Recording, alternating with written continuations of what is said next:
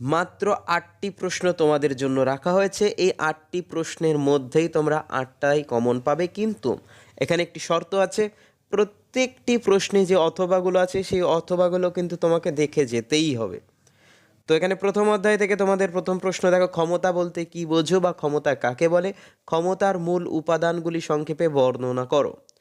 এর অথবার প্রশ্নটি লেখা আছে, দেখো, জাতীয় স্বার্থ বলতে কি বোঝো? জাতীয় স্বার্থ রক্ষার বিভিন্ন উপাদানগুলি আলোচনা করো।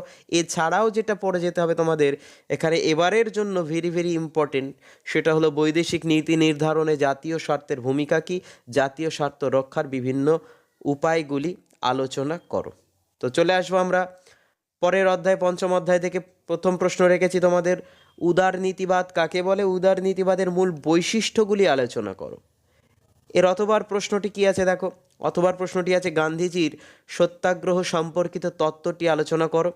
যদি এটিও না আসে তো শেষমেশ তোমাদের এই প্রশ্নটি আসবেই আসবে, কার্ল মার্কসের রাষ্ট্র সম্পর্কিত তত্ত্বটি আলোচনা করো। চলে আসবো আমরা ষষ্ঠ অধ্যায়ে।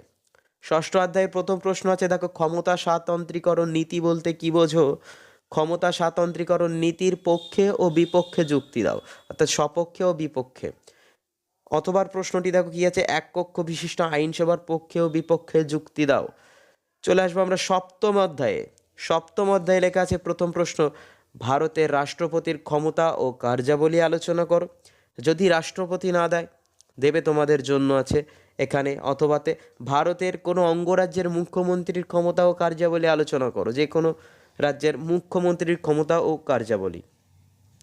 এবং এর পরেও যদি না দেয় তাহলে রাষ্ট্রপতি থেকে আরেকটি প্রশ্ন দিতে পারে, ভারতের রাষ্ট্রপতির জরুরি ক্ষমতা বা জরুরি অবস্থা সংক্রান্ত বিষয়টি আলোচনা করো।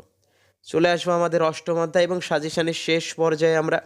তো যারা এখনও চ্যানেলে নতুন আছো চ্যানেলটিকে সাবস্ক্রাইব করে দিয়ে বন্ধুদেরকে কিন্তু এই মুহূর্তে ভিডিওটি শেয়ার করে দাও, কারণ পরীক্ষার আর বেশি দিন বাকি নেই, ঘাড়ের উপরেই নিঃশ্বাস ফেলছে পরীক্ষাটি।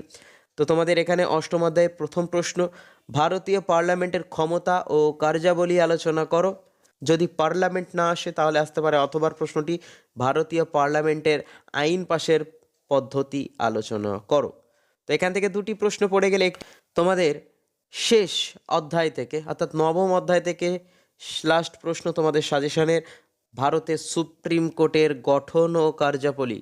কি বললাম? ভারতের সুপ্রিম কোর্টের গঠন ও কার্যাবলী আলোচনা করো। যদি সুপ্রিম কোর্ট না আসে তাহলে আসবে অথবা প্রশ্নটি, ভারতের বিচার ব্যবস্থার বৈশিষ্ট্যগুলি আলোচনা করো।